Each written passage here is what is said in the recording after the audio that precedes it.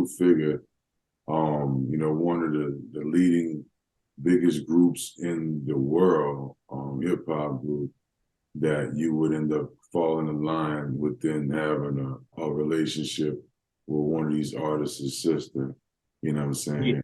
And being, kind of like humbling yourself, not to opening your mouth about something. So somebody still brought your music up in the process.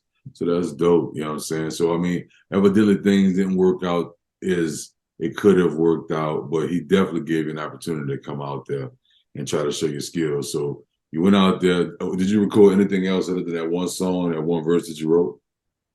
Out there, no, I didn't. I actually got sent back home a couple months after that, and then like 3 to 4 months later, like it's not a funny story, but it's a strange story because we was living at a house over in off of Miles and over in Garfield, man, and his other sister was dating a dude by the name of Tombstone, and Tombstone was part of a group called the Graveyard Shift, and he got shot like October 30th, and when we heard the gunshot outside, I remember my girl saying like they outside shooting on. I remember saying like, "Yo, I told you you lived in the hood still." Like, like you ain't on St. Clair no more, but you still in the hood though. You know what I'm saying? Like, but we ain't think like it was that T Rock Tombstone that got shot, right? Because I had just literally was on the phone with him, and I was supposed to give him a ride from St. Clair, but my car was acting funny. So I'm like, "Yo, my ride overheating."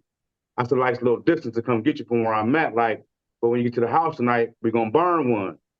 He never made it to the house that night. And I remember that next morning, they knocked at the door, and I just remember seeing police and everything outside. And I seen the trees taped off. And I'm looking like, what the hell? And they're like, yeah, we're looking for Paul O'Neill. I'm like, Paul? I'm like, who the hell is Paul?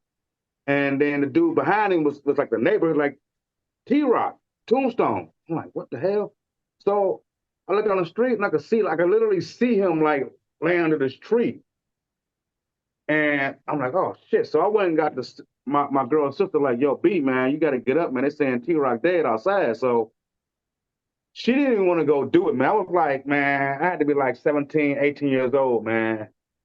And I remember I had to go down and identify the dude, man. It was crazy. So it was like a big thing. So we ended up moving to my mother's house. So he died. Yeah, dude died, man, died. So He had they no was kind of family nervous members. about the situation. He had no family members out there in the city. Man, T-Rock, what I found out, because it's like taking a man, I only knew my girl for 6 months. Right. So I knew really nothing really about the guy. I just knew he used to be in the living room all day making beats for Bone because he made beats for him Lightweight. So a couple tracks that they did on their first CD, he had produced them Lightweight. So Okay. we got to be cool, but not as cool as I should have. If I would have known that would happen, I wouldn't even have tapped him over the dude. But he kept saying, "Yo, I'm gonna get you on. I'm gonna get you on, man. We gonna holler at Cray for you." And he ended up being from LA originally, and then moved to Cleveland, and then linked up with Bone. So when we had left from over there and moved to my mother's house for like 3 months, that's when the phone call came in, and he like, how you want to feel about coming to LA? So that's how the whole LA thing started. He was like, yeah, my mother gave me your demo, blah blah blah blah, and wow, like the next 2 days, within 2 days, I was on a flight, I was gone. 3 months later, I'm back in Cleveland, and then he sent me to Florida. So now I'm out there in Florida, right? So I'm telling my dudes in the city, and they tell me I had a day job. So I quit my day job. I sold my car, my speakers, anything I sold it. Because I'm like, I went to LA the first time with no money. I'm gonna make sure I got some money this time when I go to Florida. Sure. And I remember getting down there. It kind of worked out, but it didn't because the deal he had kind of like way messed up again. Not saying like it messed up, but it didn't go the way he wanted to go. So he ended up sending me back home again. But I remember when I got home, I was there for like 4 months. No, I was there for literally 18 months. I enrolled my kids in school, and I'm in the studio constantly. I'm at the Hit Factory Studios in Florida, Hit Factory Studios.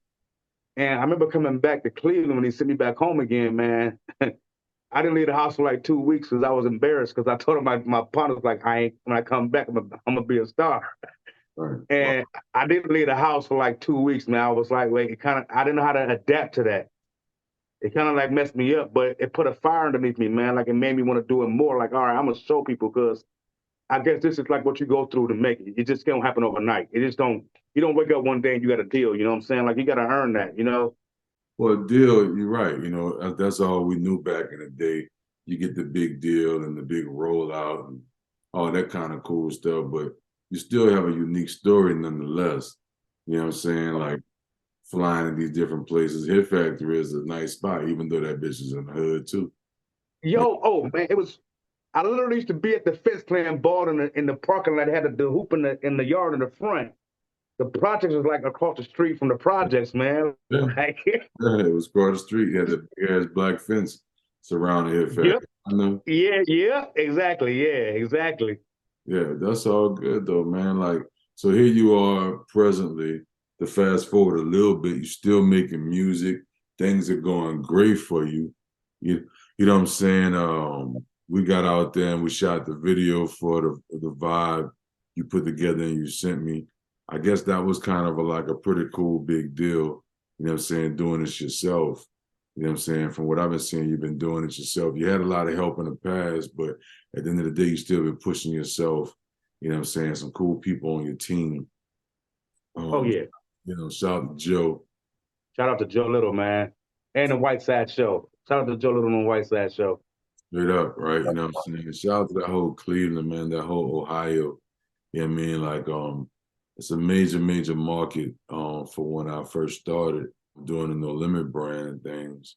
So I like to connect with people, you know, that supported not only me, but that brand heavy as it did. And it's also to see how people develop and kind of like got to their part, you know what I mean? So here you are today, man, pushing, moving, and grooving. You know what I'm saying? Like I said, the single that we did was monstrous, but you had the other joint on there I thought was real dope. You know what I'm saying? Really, really, really dope. You know what I'm My saying? dogs do too. Yeah. Man, I think that thing is pretty dope. You know, this new day and age of making music is different. You got to find your consumers. You got to find who's listening to you, find out your fans, and kind of like just feed them and stay tuned in with them because this music game is so far not like it is